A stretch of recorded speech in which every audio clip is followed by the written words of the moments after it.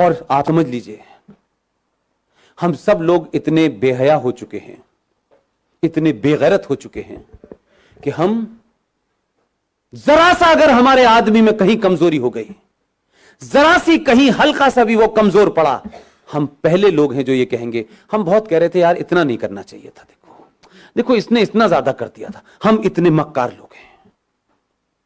हम उसके बुरे वक्त में, क्योंकि ये उसका बुरा वक्त नहीं है, ये देश का और राष्ट्र का बुरा वक्त है।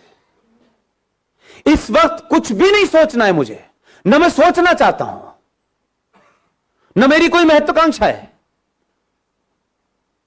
हम अगर 5 लोगों को जगा सकते हैं तो 5 को जगाएं, क्योंकि हमारे यहां कुछ लोग सो नहीं रहे हैं, हमारे यहां जगे हुए लोग भी सोने का बहाना कर रहे हैं।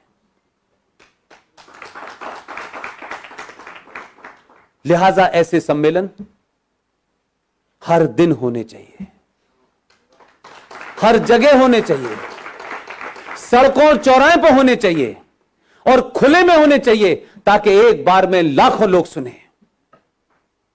इसकी यह महत्वता नहीं है कि इसमें कौन बोलने आया है, कौन चीफ गेस्ट है, कोई ना कोई आता रहेगा। और आपने सोचा भी नहीं होगा कि इस देश में 15-20 लोग इसी समय देश के अलग अलग कोनों पे बोल रहे हैं। उनका किसी पार्टी से कोई संबंध नहीं है, वो किसी पार्टी के ऑफिस नहीं गए।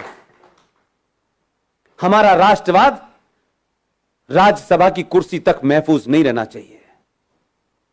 अब हम राज्यसभा में आ गए तो हमारा राष्ट्रवाद पूरा हो गया, अब हमें सत्ता की मलाई खानी है। उससे पहले हम बहुत राष्ट्रवादी थे। मैंने कई लोगों को रातों रात बदलते देखा है पिछले 6 महीने में, माफ कीजिएगा। एकदम दुकान बंद हो गई है उनकी, अब वो पॉलिटिकली करेक्ट हो गए हैं। अब उन्हें उन लोगों में बैठना है जिन्हें इंटेलेक्चुअल कहा जाता है। अब उन्हें हिंदुत्व की बात करना थोड़ा सा ऐसा लगता है, भाई देखो हमें ध्यान तो रखना चाहिए, इस देश में 35 करोड़ मुसलमान हैं, तो 6 महीने पहले क्यों बोल रहे थे? इसलिए आपके यहां ईमानदारी नहीं है। 15-20 लोगों में, चाहे मेजर जनरल जीडी बख्शी हो, कर्नल RSN हो, सुशील पंडित हो, गौरव आर्या हो, ललित अंबरदार हो, इनमें से कोई एजेंडा है किसी का? रोज टेलीविजन पे आप देखते हैं, रोज कहीं ना कहीं भाषण चल रहा होता है उनका। किस लिए? क्या सिर्फ 90 करोड़ हिंदुओं में यही 10-15 लोग हैं? क्यों नहीं हर घर के अंदर 2-2 लोग पैदा हो रहे हैं? क्यों हम ये मानते हैं कि राष्ट्रवाद एक शाम में चाय पीने जैसा है कि भाई थोड़ी देर के लिए राष्ट्रवाद भी बात कर लें? कुछ लोगों का राष्ट्रवाद 9 बजे रिपब्लिक टीवी देख के शुरू होता है और 11 बजे कहते हैं बस भारत माता की जय, सो जाओ।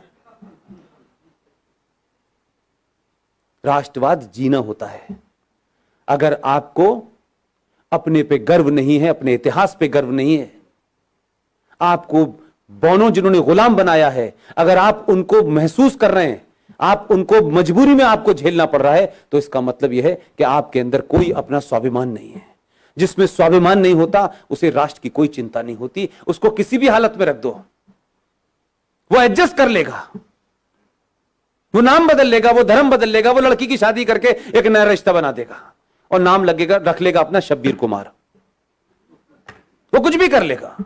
अगर जागृत समाज होता तो उस दिन बोलना चाहिए था जिस दिन गुलशन कुमार की हत्या हुई थी।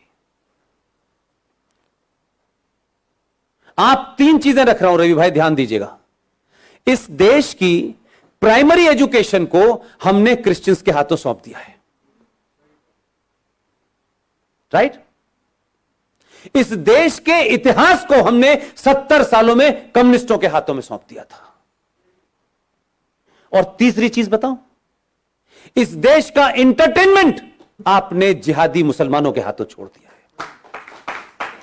आपकी तीनों चीजें आपके पास नहीं है। इसलिए गुलशन कुमार की हत्या हुई, आप समझे ही नहीं कि उसका क्या मसला था। गुलशन कुमार की हत्या भारत की एंटरटेनमेंट इंडस्ट्री के अंदर भजन, कीर्तन और मंदिर को बाहर कर दिया उसने। और अब मौला रे मौला होता है, लड़की हिंदू घर की होती है, लड़का मुसलमान घर का होता है। हर फिल्म में बताया जाता है इस्लाम कितना अच्छा है, हर फिल्म में बताया जाता है कि मुसलमान कितना अच्छा होता है। आपकी नई जनरेशन इसी चक्कर में गफलत में है। ना आपने खुद इतिहास लिखा है, ना प्राइमरी एजुकेशन आपके पास है, ना ही इंटरटेनमेंट का कोई नैरेटिव आपके पास है। इसलिए दिवाली पे सलमान की पिक्चर रिलीज होगी, ईद पे शाहरुख की होगी और क्रिसमस पे आमिर खान की होगी। आपकी फिल्म कहां बन रही है, कैसे बन रही है, पता नहीं है। हम अपने आइकॉन नहीं ढूंढते, और कोई आदमी राष्ट्र के लिए बिना किसी लालच के कोई काम भी कर रहा होगा तो सबसे पहले हमें उसी के अंदर कुछ नुस्ख निकालना होता है। हम उसको कैसे मजबूत करें इसकी हमें चिंता नहीं होती। हम एहसान करते हैं। हमारे दोस्त, बड़े अजीज, बेहतरीन इंसान विवेक अग्निहोत्री ने फिल्म बनाई ताशकंद फाइल। आपको कुछ कुछ चीजों का अंदाजा है? इस बार के एक बड़ा अवार्ड मिलता है, उस अवार्ड में 2 ही फिल्में फाइनल हुई लंबी 10 फिल्मों में से। एक कोई गिल्ली डंडा फिल्म बनी थी, क्या बनी थी, कुछ गली बॉय, एक वो थी और एक ताशकंद फाइल थी।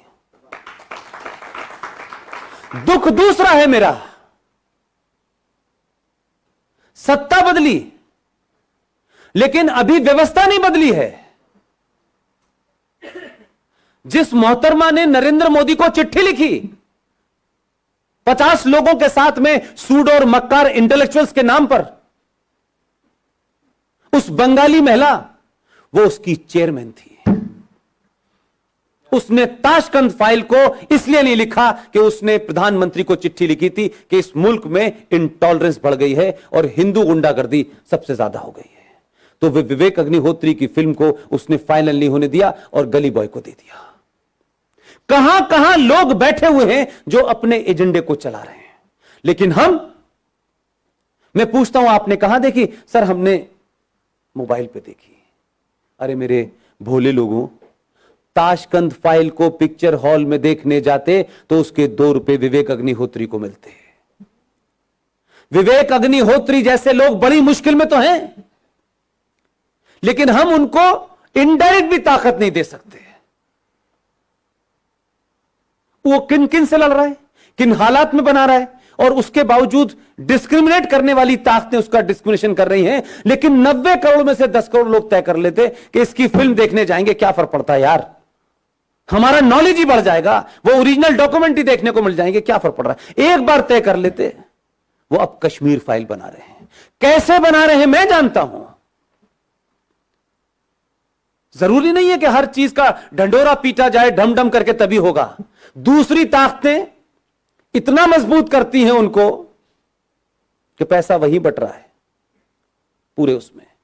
पूरी फिल्म इंडस्ट्री 2 हिस्सों में खड़ी हुई है, लेकिन जो आपके साथ है वो ताकत में नहीं है। वहां काम उसी को मिलेगा जब उस एजेंडे वाले के पास जाएंगे। 272 स्क्रिप्ट राइटर हैं, उन्हीं से लिखवानी है आपको फिल्म, पैसा घुमा के वहीं जाना है, क्योंकि वो एक मिशन मोड में है, आप फैशन के मोड में हैं। हम अपनी कमियों को समझें। हमसे जो 1000 साल पहले भूल हुई थी मैं नहीं जानता क्या थी, लेकिन लगता है मुझे आज के दौर को देख करके कि कुछ भी नहीं होता, हिस्ट्री रिपीट हो रही है।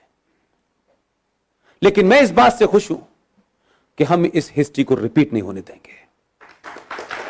आप सब लोगों ने मेरी बातचीत सुनी। मैं बहुत कुछ ऐसी बात जरूर कहता हूं कि आपको तल्ख लग सकती है, लेकिन यकीन मानिए अगर मलेरिया हो गया है तो दवाई कड़वी आपको खानी पड़ेगी,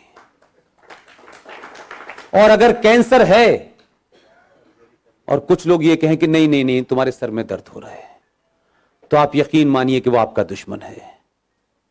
कैंसर को कैंसर कहना सीखिए। अपने अंदर से कुंठा और इंफिनिटी कॉम्प्लेक्स को समाप्त कीजिए।